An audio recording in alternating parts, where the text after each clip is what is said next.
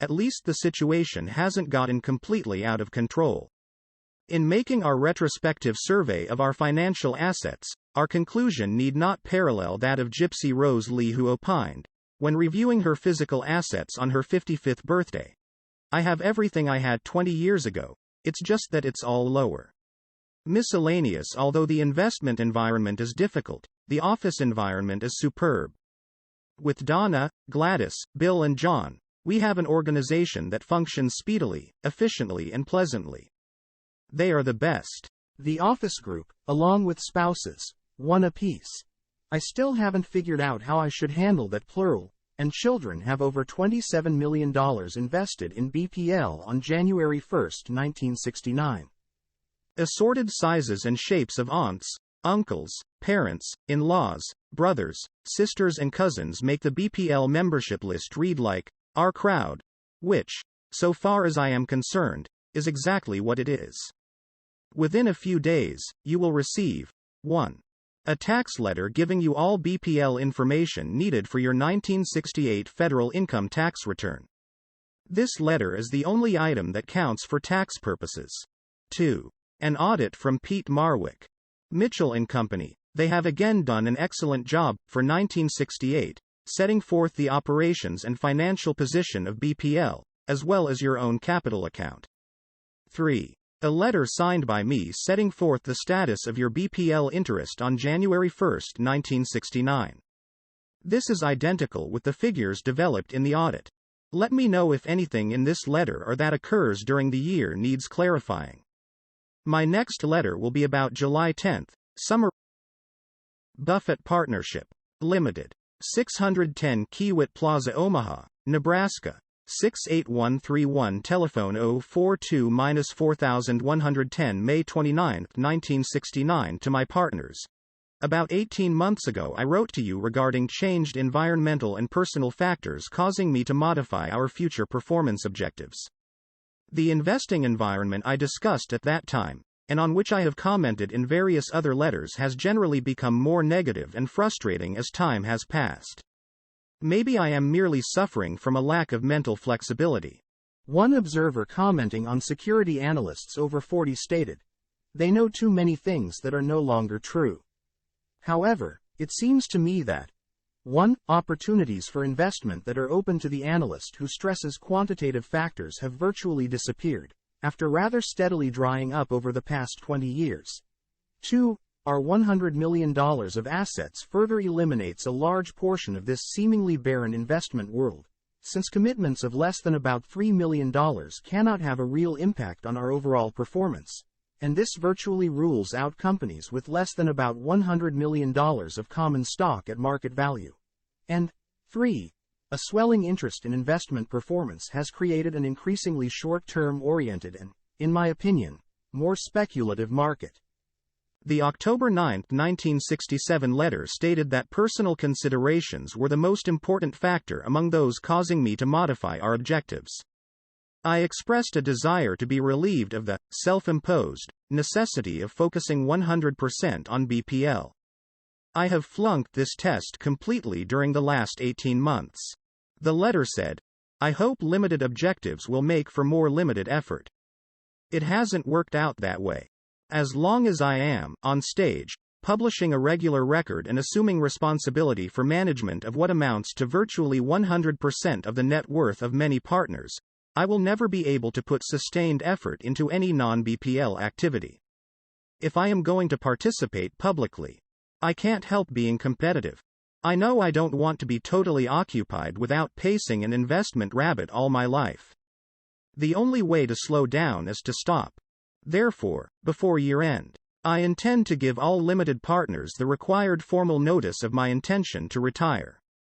There are, of course, a number of tax and legal problems in connection with liquidating the partnership, but overall, I am concerned with working out a plan that attains the following objectives. 1. The most important item is that I have an alternative regarding money management to suggest to the many partners who do not want to handle this themselves. Some partners, of course, have alternatives of their own in which they have confidence and find quite acceptable. To the others, however, I will not hand over their money with a "good luck." I intend to suggest an alternative money manager to whom I will entrust funds of my relatives and others for whom I have lifetime financial responsibility. This manager has integrity and ability and will probably perform as well or better than I would in the future, although nowhere close to what he or I have achieved in the past. He will be available to any partner, so that no minimum size for accounts will cause any of you a problem. I intend, in the future, to keep in general touch with what he is doing, but only on an infrequent basis with any advice on my part largely limited to a negative type. 2. I want all partners to have the option of receiving cash and possibly readily marketable securities.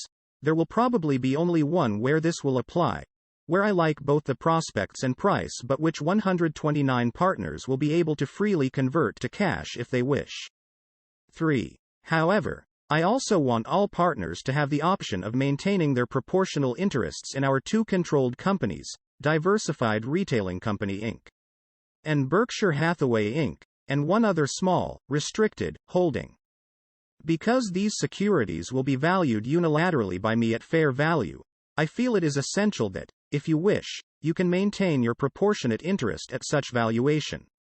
However, these securities are not freely marketable. Various SEC restrictions apply to control stock and non-registered stock, and they will probably be both non-transferable and non-income producing for a considerable period of time. Therefore, I want you to be able to go either way in our liquidation, either stick with the restricted securities or take cash equivalent. I strongly like all of the people running our controlled businesses, joined now by the Illinois National Bank and Trust Company of Rockford, Illinois, a $100 million plus, extremely well-run bank, purchased by Berkshire Hathaway earlier this year, and want the relationship to be lifelong. I certainly have no desire to sell a good controlled business run by people I like and admire, merely to obtain a fancy price. However, specific conditions may cause the sale of one operating unit at some point. I believe we will have a liquidation program which will accomplish the above objectives. Our activities in this regard should cause no change in your tax planning for 1969. One final objective, I would like very much to achieve, but which just isn't going to happen, is to go out with a bang. I hate to end with a poor year, but we are going to have one in 1969. My best guess is that at year-end, allowing for a substantial increase in value of controlled companies, against which all partners except me will have the option of taking cash, we will show a break-even result for 1969 before any monthly payments to partners. This will be true even if the market should advance substantially between now and year-end, since we will not be in any important position which will expose us to much upside potential. Our experience in workouts this year has been atrocious. During this period I have felt like the bird that inadvertently flew into the middle of a badminton game. We are not alone in such experience, but it came at a time when we were toward the upper limit of what has been our historical range of percentage commitment in this category. Documenting one's boners is unpleasant business. I find selective reporting even more distasteful. Our poor experience this year is 100% my fault. It did not reflect bad luck, but rather an improper assessment of a very fast developing governmental trend. Paradoxically, I have long believed the government should have been doing, in terms of the problem attacked, not necessarily the means utilized, what it finally did. In other words, on an overall basis, I believe the general goal of the activity which has cost us substantial money is socially desirable and have so preached for some time. Nevertheless, I didn't think it would happen. I never believe in mixing what I think should happen, socially, with what I think will happen in making decisions. In this case, we would be some millions better off if I had. Quite frankly, in spite of any factors set forth on the earlier pages. I would continue to operate the partnership in 1970, or even 1971, if I had some really first-class ideas. Not because I want to, but simply because I would so much rather end with a good year than a poor one.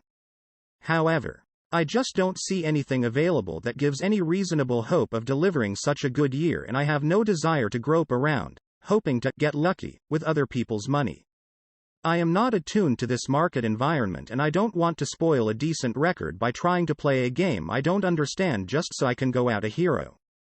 Therefore, we will be liquidating holdings throughout the year, working toward a residual of the controlled companies, the 1 investment letter security, the 1 marketable security with favorable long-term prospects, 130 in the miscellaneous, stubs, etc.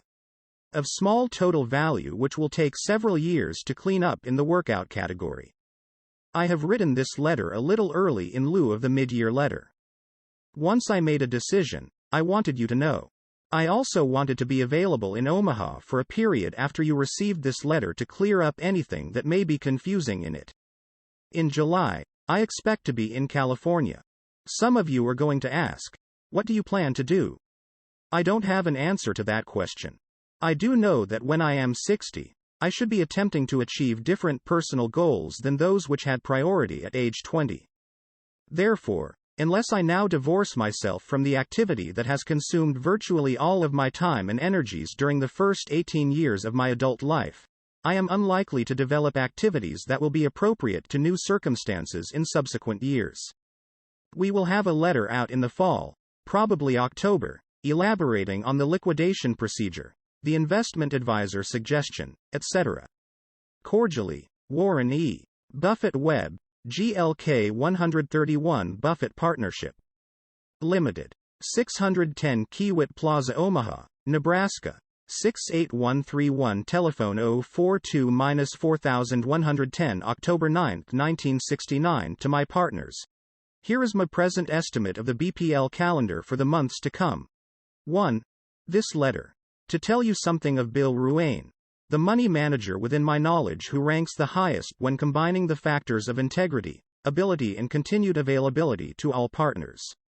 I also want to comment upon the present range of expectations involved in deciding on a bond stock mix.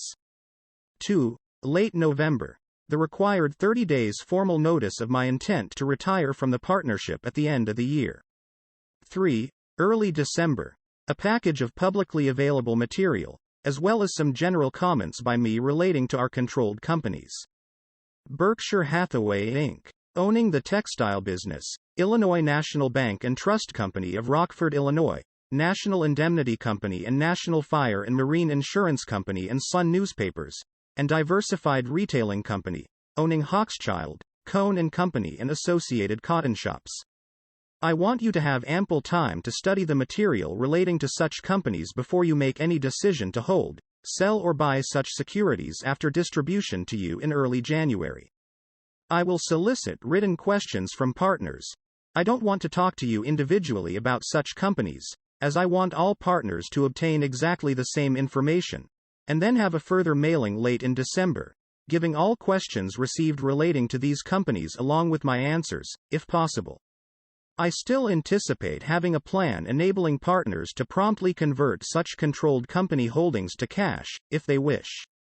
4. About January 5th, a cash distribution amounting to at least 56%, probably more, depending upon what percentage of our remaining holdings are sold before year-end, of your January 1, 1969 capital, less any distributions, the regular monthly payments many of you receive, or borrowings by you during 1969.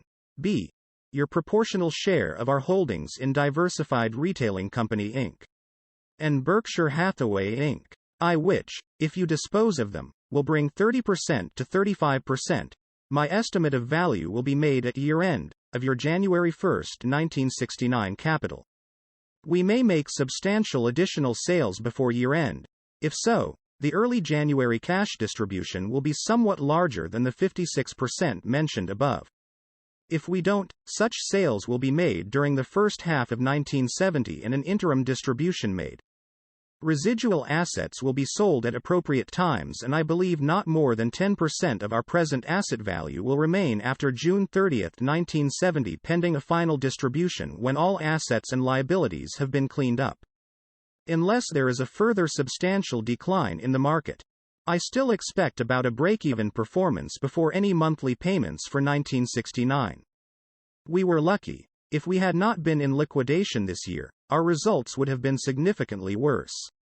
Ideas that looked potentially interesting on a continuing basis have on balance performed poorly to date. We have only 2 items of real size left. One we are selling as I write this, and the other is a holding of limited marketability representing about 7.5% of the outstanding stock of blue chip stamps, which we may sell via registered public offering around year-end, depending upon market conditions and other factors. 132. 5. March 1, 1970. John Harding expects to leave Buffett Partnership Limited and open a branch office in Omaha for Ruane, Cunniff and Stiers. Bill Scott and I will be available at BPL offices to help any partners who are desirous of purchasing bonds, tax-free or taxable. We will set aside the month of March to make our services available without cost to those who want to acquire bonds. Because of some experience we have in analysis and purchasing, as well as the access we have to wholesale markets, I think it is likely we can save material elements of cost as well as help select better relative values for those of you who wish to invest in bonds. After April 1, however, we want to be out of any form of personal advisory activity. 6. After March 1970, Bill and I will continue to office in Kiewit Plaza, spending a very minor portion of our time completing the wind-up of BPL. This will mean filing tax returns for 1970 and probably 1971, resolving minor assets and liabilities, etc. Now, to Bill Ruane. We met in Ben Graham's class at Columbia University in 1951, and I have had considerable opportunity to observe his qualities of character, temperament and intellect since that time. If Susie and I were to die while our children are minors, he is one of 3 trustees who have carte blanche on investment matters. The other 2 are not available for continuous investment management for all partners, large or small.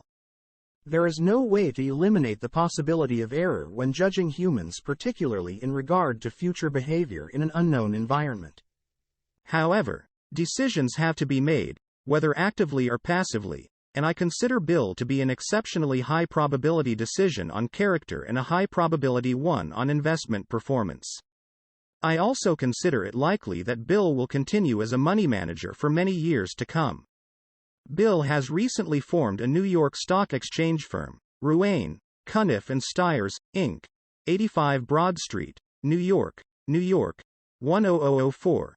Telephone number 212-344-6700.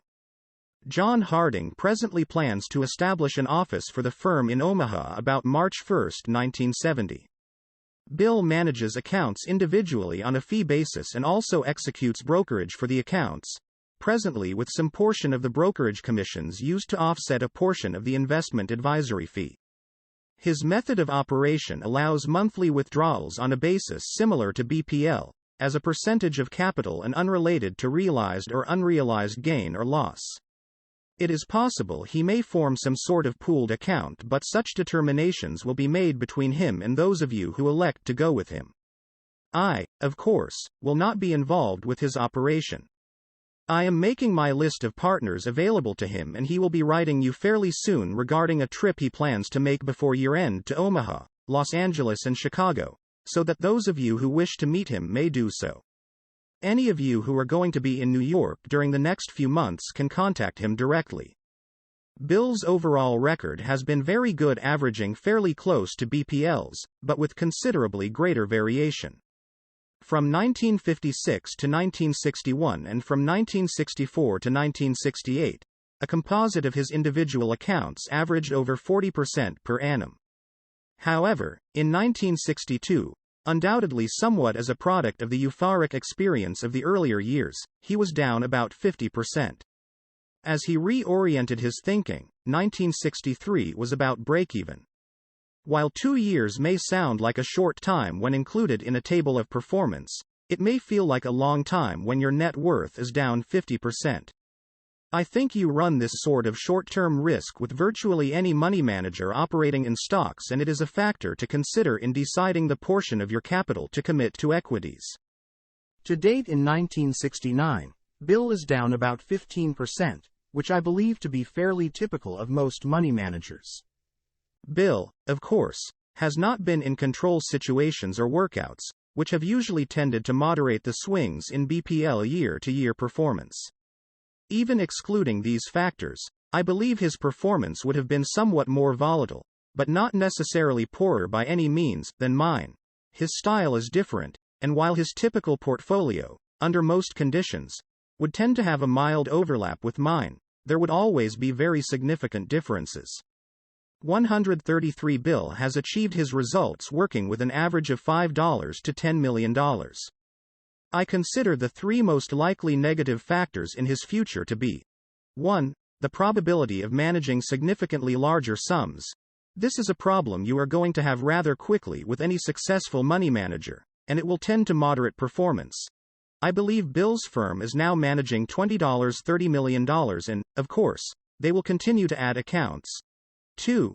The possibility of Bill's becoming too involved in the detail of his operation rather than spending all of his time simply thinking about money management.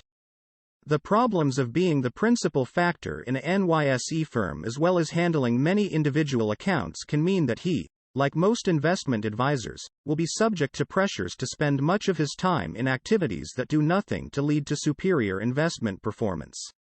In this connection, I have asked Bill to make his services available to all BPL partners, large or small, and he will.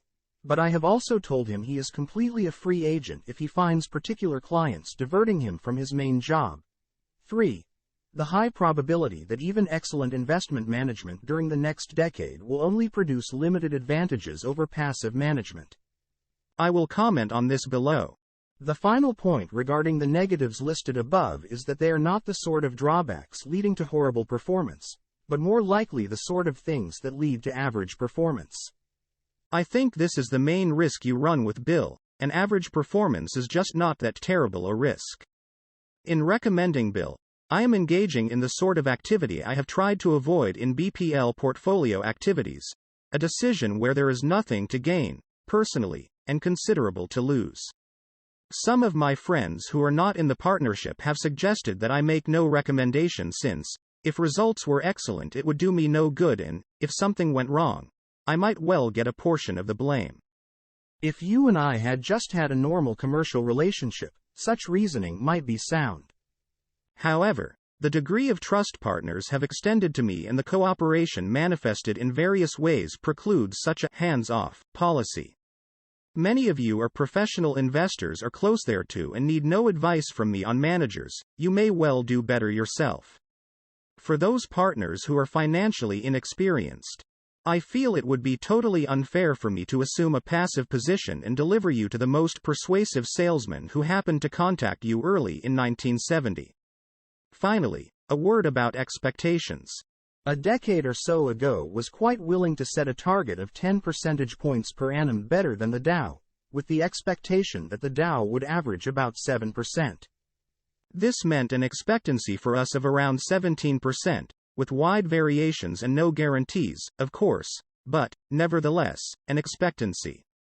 Tax-free bonds at the time yielded about 3%. While stocks had the disadvantage of irregular performance, overall they seemed much the more desirable option. I also stressed this preference for stocks in teaching classes, participating in panel discussions, etc. For the first time in my investment lifetime, I now believe there is little choice for the average investor between professionally managed money in stocks and passive investment in bonds. If correct, this view has important implications. Let me briefly, and in somewhat oversimplified form, set out the situation as I see it. 1. I am talking about the situation for, say, a taxpayer in a 40% federal income tax bracket who also has some state income tax to pay. Various changes are being proposed in the tax laws, which may adversely affect net results from presently tax-exempt income, capital gains, and perhaps other types of investment income. More proposals will probably come in the future. Overall, I feel such changes over the years will not negate my relative expectations about after-tax income from presently tax-free bonds versus common stocks, and may well even mildly reinforce them. 2. I am talking about expectations over the next 10 years, not the next weeks or months. I find it much easier to think about what should develop over a relatively long period of time than what is likely in any short period. As Ben Graham said, in the long run, the market is a weighing machine, in the short run, a voting machine. I have always found it easier to evaluate weights dictated by fundamentals than votes dictated by psychology. 134. 3. Purely passive investment in tax-free bonds will now bring about 6.5%.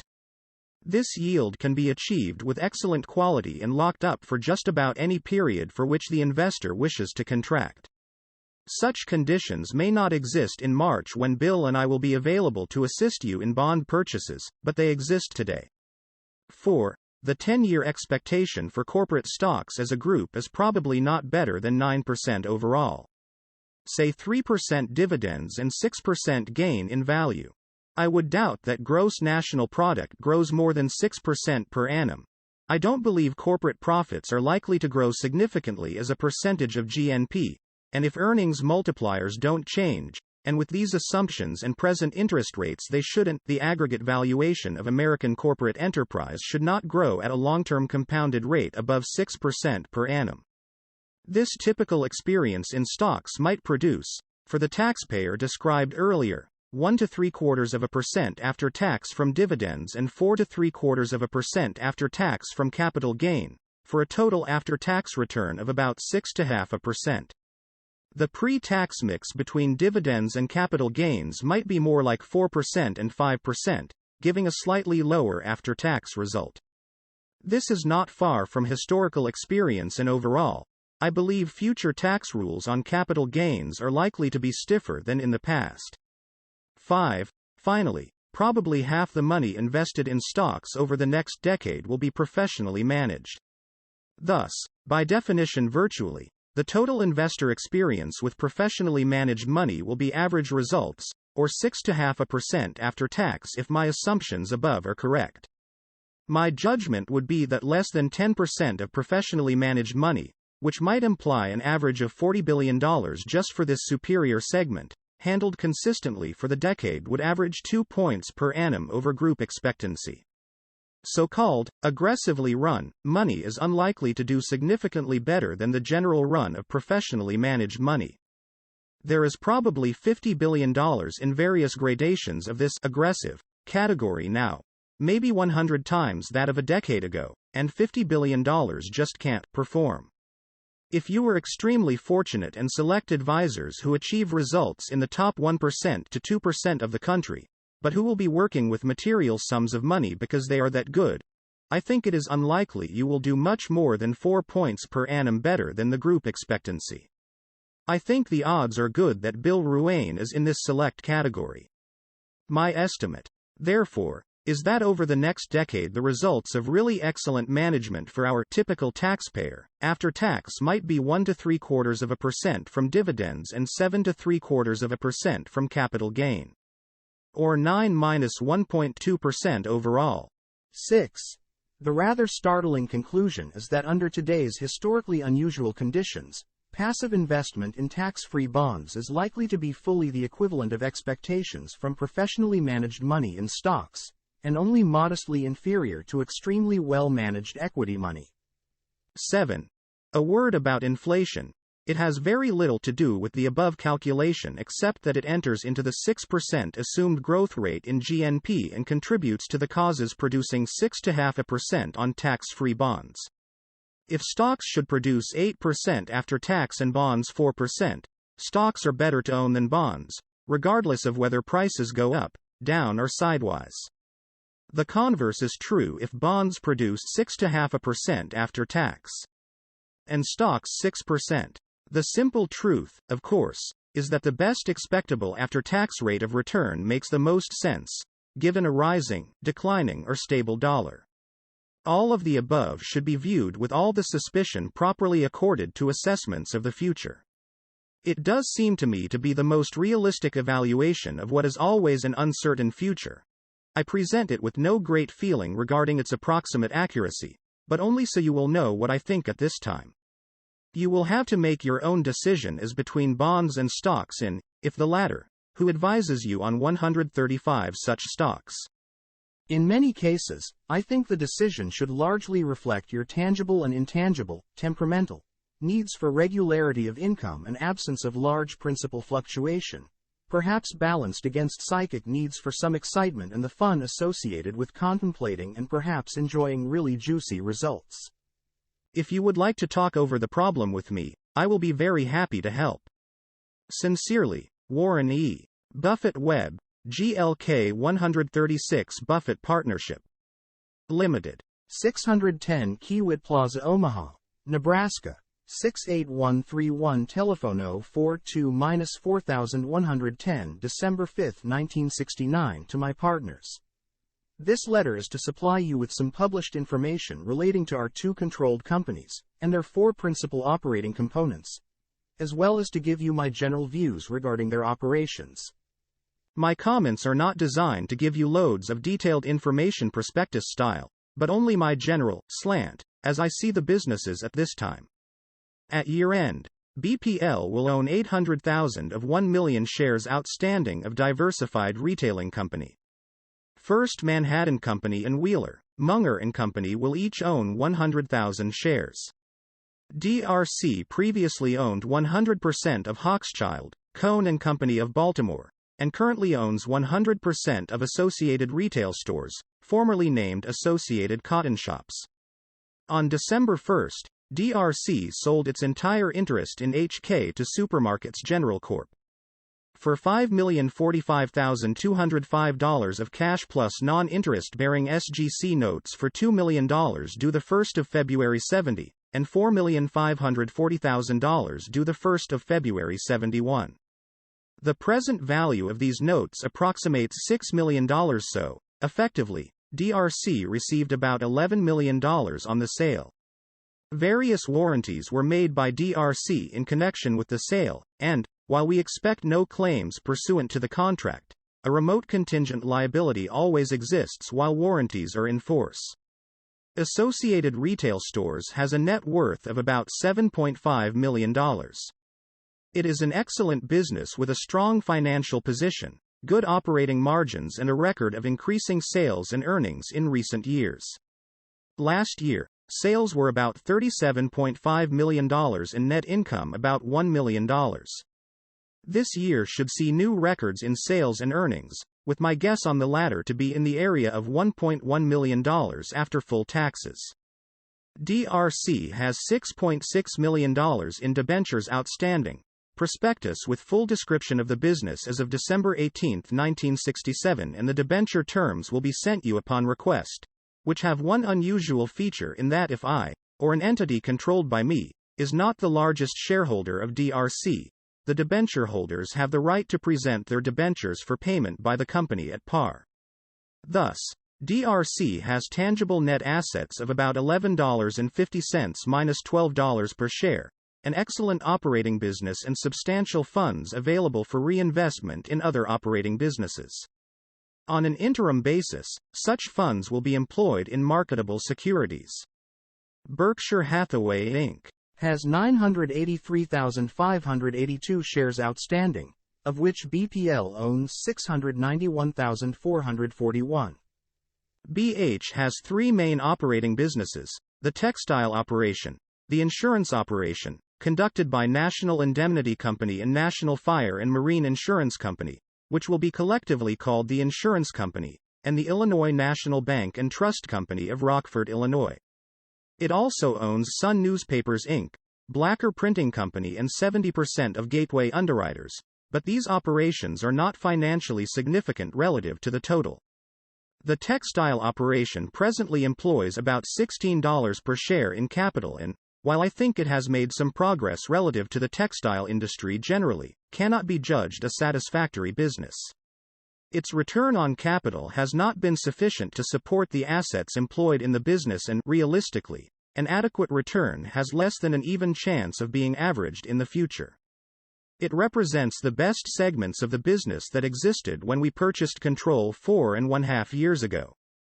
Capital from the other segments has been 137 successfully redeployed, first, on an interim basis into marketable securities and, now on a permanent basis into insurance and banking. I like the textile operating people. They have worked hard to improve the business under difficult conditions, and, despite the poor return, We expect to continue the textile operation as long as it produces near current levels. The insurance operation, of which BH owns virtually 100%, and the bank, where BH owns 97.7%, present a much happier picture. Both are first-class businesses, earning good returns on capital and stacking up well on any absolute or comparative analysis of operating statistics. The bank has about $17 per share of net tangible assets applicable to BH, and the insurance company approximately $15. I would estimate their normal current earning power to be about $4 per share, compared to about $3.40 from operations pro forma in 1968, with good prospects for future growth on the combined $32 of tangible net assets in the bank and insurance company. Adding in the textile business and miscellaneous assets, and subtracting parent company bank debt of about $7 million, gives a tangible net asset value of about $43 per share for BH, or about $45 stated book value, allowing for the premium over tangible assets paid for the bank. One caveat: when I talk above of tangible net assets, I am valuing the $75 million